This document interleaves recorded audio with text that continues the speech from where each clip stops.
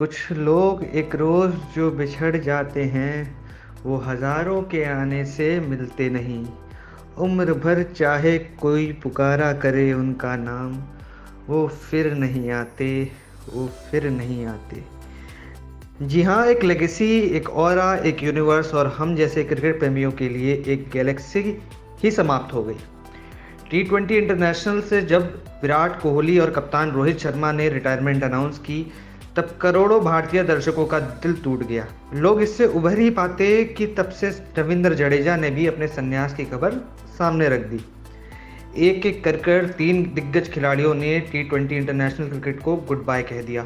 साथ ही में भारतीय कोच राहुल द्रविड़ भी अपनी लेगेसी एज अ कोच पीछे छोड़ गए। चाहे वो इंडियन अंडर-19 टीम को संभालना हो या फिर चाहे इंडियन इंटरनेशनल टीम को 3 आईसीसी सेमीफाइनल फाइनल्स में पहुंचाने तक का काम करना हो।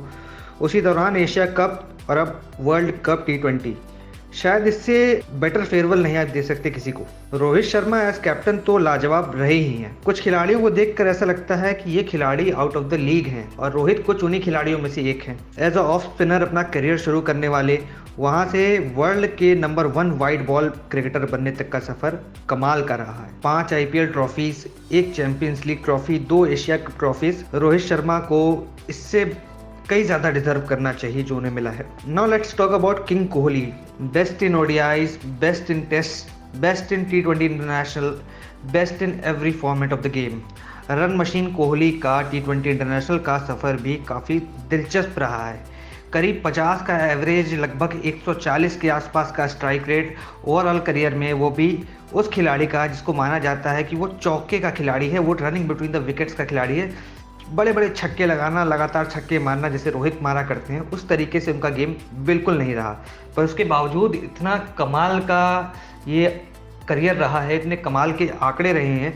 हालांकि हैरानी इस बात की है कि विराट कोहली, जिनको शतकों का बादशाह कहा जाता है, टी20 आईज में उनके केवल 1 सेंचुरी है, वो भी टी20 करियर के आखिरी फेज में आई अफगानिस्तान के खिलाफ। बट फिर भी जो टी20 का सफ़र रहा है, उसमें ऐसी बहुत सी पारियां देखने को मिली जिसको क्रिकेट प्रेमी खूब सराहते हैं। कोहली रोहित के बाद सर जडेजा ने भी टी20 आईज से रिटायरमेंट का अनाउंस कर दिया।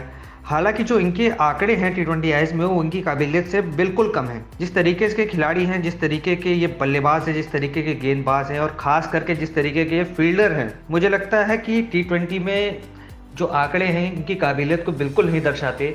क्योंकि जिस तरीके की इनकी थ्रो आती है ना, बड़े से बड़े स्प्रिंटर्स भी इनके सामने चांस लेने से एक बार को घबराते हैं। मुझे लगता है जिस तरीके के ये खिलाड़ी रहे हैं, इनके अदर फॉर्मेट्स को अगर देखें, चाहे वो टी20 के अलावा आप ओडीआई क्रिकेट की ओर जाएं, आप टेस्ट क्रिकेट की ओर जाएं, आप और आईपीएल की जर्नी भी देखें इनकी, तो वो फाइनल का मुकाबला तो कोई नहीं बोल सकता जब आखिरी 2 गेंदों पे इन्होंने मैच को एकदम पलट दिया था चेन्नई की तरफ। हालांकि टी20 की जो काबिलियत इन्हें मिलनी चाहिए थी, उस तरीके की इन्हें नहीं मिल पाई।